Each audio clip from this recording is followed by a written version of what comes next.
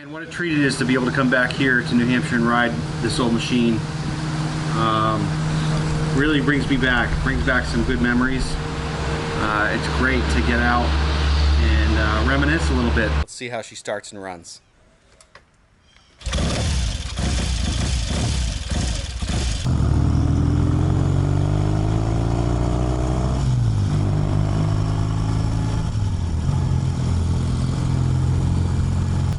Elliott Festival Day?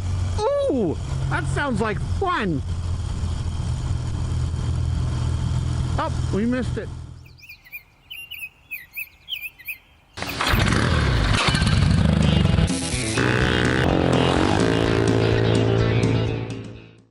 Welcome back, Nasty Rider fans. Another fine day in New Hampshire. Low tide right now. I am riding a 1968 Triumph Tiger Daytona T100R. This is the bike that started it all for me and my father. He bought this when he was 18, I believe. I'll have to do an interview with him and see how it started if anybody's interested. As for me, I was 16 and he still had this, and he had a Harley at the time in the garage and mostly rode the Harley, and let me start on this. Great starter bike. Hey guys, Triumph is one of the oldest motorcycle manufacturers in the world. The company can trace its roots back to its original founding in 1884, and like so many other marques, started with bicycles. The Triumph name was bought, sold, changed, and reorganized a number of times in the early years. The original factory at Coventry was destroyed by the Nazis during the Second World War in the Coventry Blitz. After the war, and with a new factory at Meriden, Warwickshire, the Triumph Engineering Company flourished, producing many memorable bikes and cars as well.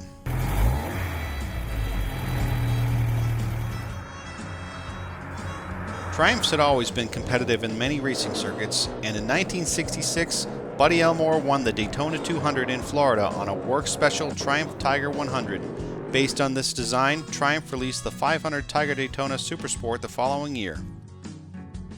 The 650 Triumph Bonneville was by far the most popular model of the 60s, but the Daytona offered riders a lighter, more nimble, and slightly less expensive option based on Triumph's many successes at the racetrack.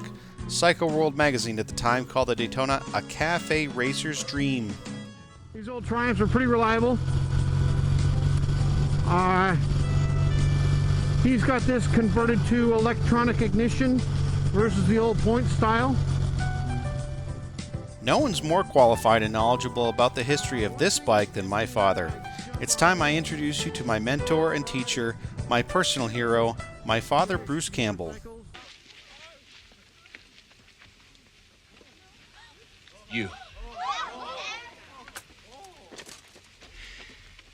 You want some more? Huh?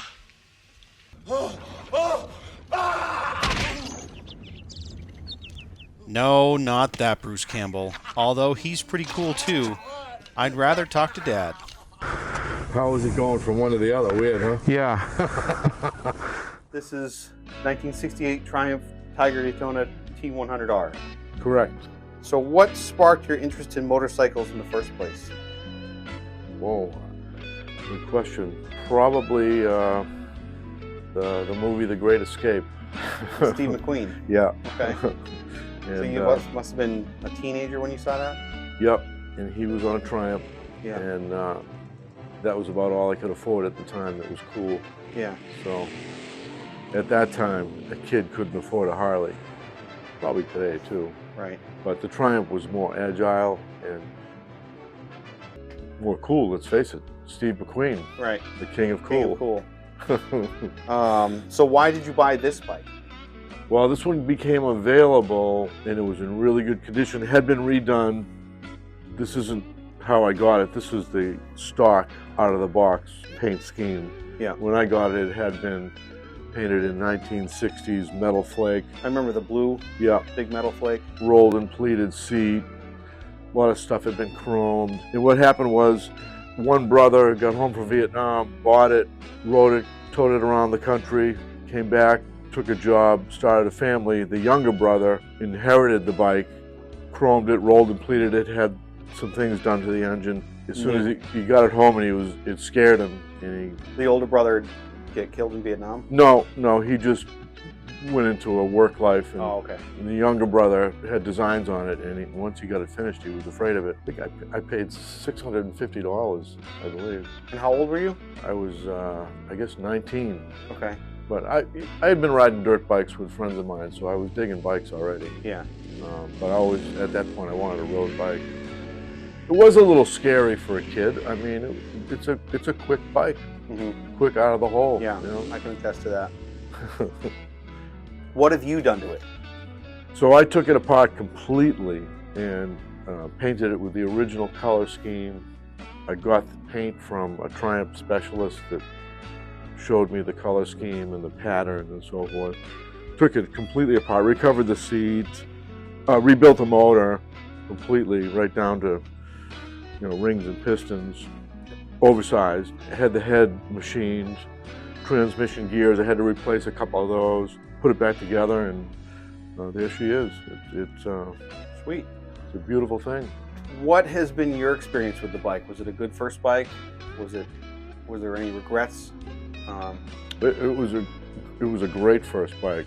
I lived in Boston, and you know, I do my grocery shopping on it, and you know, I dropped things off of it. I mean, I did everything. I grew up with this bike, and the only regret was one time in Cambridge, I pulled up to a stoplight, and a bunch of Harleys with loud pipes pulled up next to me, all revving their engines, and then when the light turned green, I realized my bike wasn't running. I had to re-kick and get going, and they left me in the dust. Oh well.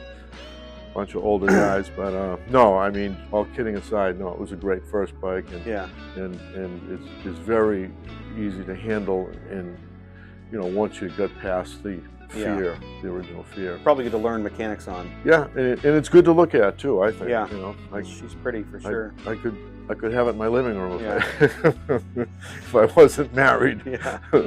Any future plans? Future modifications? Anything you would want to do? No, I mean, the only thing right now is the speedometer has to go off a rebuild. Really, that's it. I'm just going to keep it bone stock and ride it, enjoy it. That's it. Be Steve McQueen once in a while. Yeah. Anything you want to add about it, or? I can't think of anything, but no, I mean, I can tell you that parts are readily available for this incredibly. Yeah. Even though it's, you know, 68 is old now, but Yeah, the restoration networks are huge for Triumph and Norton. yeah, it's amazing. PSA. And Yeah, good buy for anybody today, you know, picking up a first bike, or just want to get something that's cool, they can enjoy. Cool. Yeah. All right.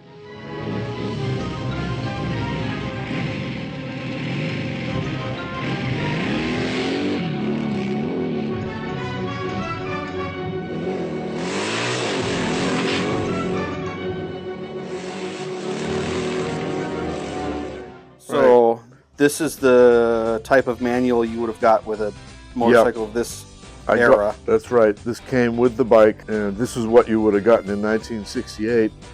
This is missing. This is a timing disc that you put on the. Wow. Yeah. So you could degree the camshaft? Yes. Yeah. Exactly. Wow. And but I mean, it's all beautifully laid out. They have pictures of the various models, and the T100R is. I don't know if you can see that. It's right. That's the T100R. And so it's got dual carburetors, dual points, dual coils, true dual all the way down, pipes and everything. It was the road version of this size bike from Triumph.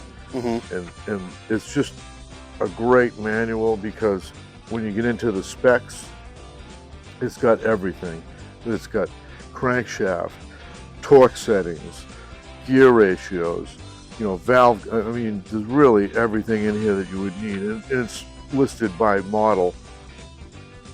Some of them cross over. Some of the models cross over, but the Daytona is, I think, this bike we're talking about. I think it's 9-to-1 compression. motorcycle manufacturers take note. This is what we want. That shouldn't have to be paid for extra Right. after the purchase of a motorcycle. Right, and the technical drawings are just that. You know, you get a drawing, not a picture, Yeah. and the languages look kind of funny, being British and being 68. Yeah. But yeah, it's very, very complete. I did use this to rebuild the bike. Yeah. Awesome. All right. One thing that gets me when I jump on this, I ride a few different British motorcycles. Of course, shifters on the proper side on the right.